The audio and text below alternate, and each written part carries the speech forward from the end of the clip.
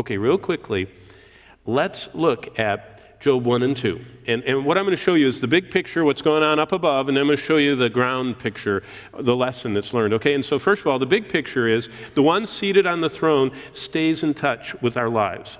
So you start following along in your Bible, and I'm going to read Job 1. There was a man in the land of Uz, whose name was Job, and that man was blameless and upright, and one who feared God and shunned evil. And 7 sons and 3 daughters were born to him. Okay, look up. You know what that means? God knows all about Job. I mean, he knows where he lives, he knows his family, he knows all of his kids, he knows everything about him. He knows the Lord is in touch. He knows Job, everything about him. That's not all he knows. Look at verse 3. And his possessions were 7,000 sheep, 3,000 camels, 500 yoke of oxen, 500 female donkeys, and a very large household. So this man was the greatest of all his people in the east. You know what else the Lord knows? He knows all of our possessions. Isn't that interesting? He was better than the IRS.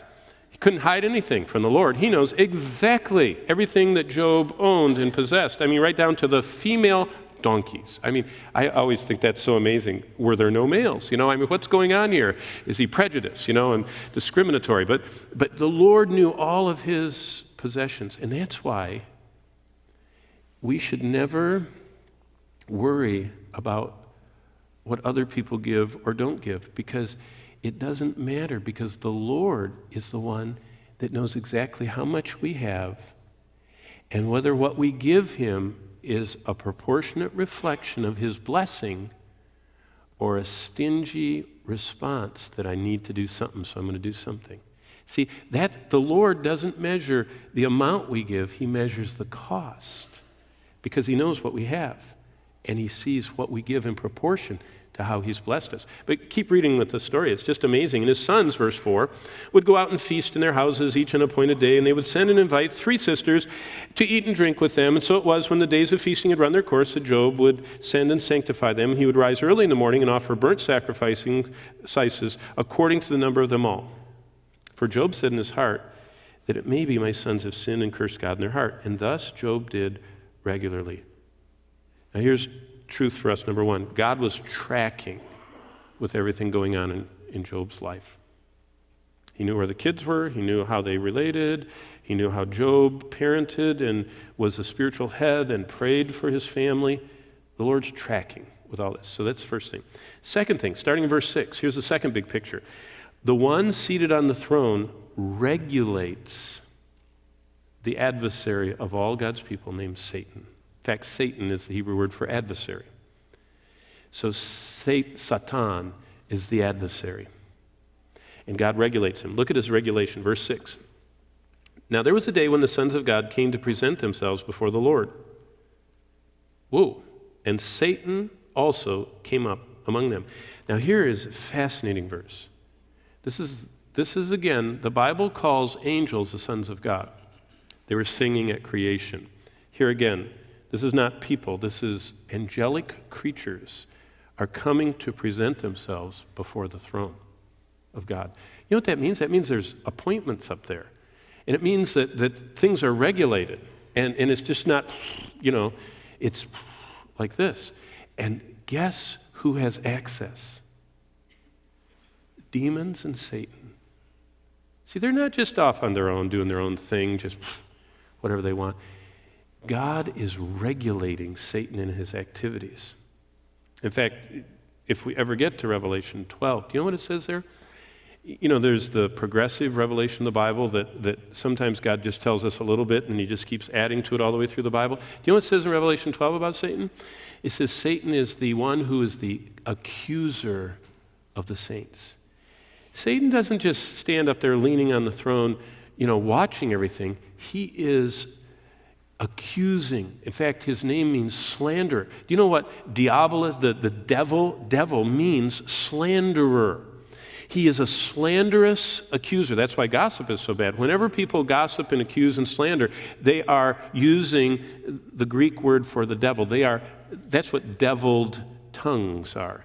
Slanderers. They're just like the devil. That's why the Lord says in Titus, remember we covered it, don't do that. Don't be like Satan. So he's up there. And the Lord said to Satan, verse 7, where do you come? So Satan answered and said, from going to and fro throughout the earth and walking back and forth on it. Now look up for a minute. Peter talks about that, doesn't he? He says, for your adversary, Satan, the devil, the accuser, is like a what? Roaring lion. And he's prowling around seeking whom he may devour. See, there's such congruence to the Bible. It all fits together. And so here we see that picture. And verse 8, and then the Lord said to Satan, have you considered my servant Job, that there is none like him on the earth, a blameless and upright man, one who fears God and shuns evil? Here's a truth for us. This is a hard one. God prompted the devil's attack on Job. Satan didn't bring up Job. Who brought Job up? Who made him a target? God. He says, hey, prowler. Hey, roaring lion. Hey, accuser. Have you checked that one out? Why? Why? Sitting in the grandstands here, we'd go, that doesn't... You know, most people have trouble with that. They almost think that there's an Old Testament God, you know, this Canaanite exterminator. I mean, he just goes out and exterminates Canaanites. And he kills all the firstborn children in Egypt. And he drowns whole armies. And he incinerates. And so that's the Old Testament God. Liberalism, mainline denominations follow this. You know, that's the Old Testament God. But in the New Testament, we have Jesus. And he wouldn't hurt a fly. And his heavenly Father is watching the sparrows and the lilies. Kind of like Colonel Sanders, you know, you just, but in Revelation, we get back to that one. Stay away from Revelation and the Old Testament and just stay with Jesus, you know, and so that's around us. And so people are shy of Revelation and they can't understand how the kind, you know, Jesus could possibly incinerate Canaanites, you know, and so we just comfortably leave everything alone. You just don't mess with it. But see, what's so interesting is if you understand the throne, all of a sudden you get a frame around all this and everything fits inside. So what is going on here? Well, look at verse 9. So Satan answered the Lord and said, does Job fear God for nothing? Have you not made a hedge around him and all his household and all that he has on every side? You have blessed the work of his hands and his possessions have increased in the land. Basically, what he's saying is two things I hope that you really hold on to. Number one is anything good in our life, every good and perfect thing comes from God, and any blessing in our life is from him. Secondly, we are completely sealed and kept from any demonic intrusion into our life by the power of God. Now, Paul tells us in Ephesians that there are things we can do that unlocks the door to the devil. There's a whole list of them. And it leaves room for the devil in our life to attack and to do bad things.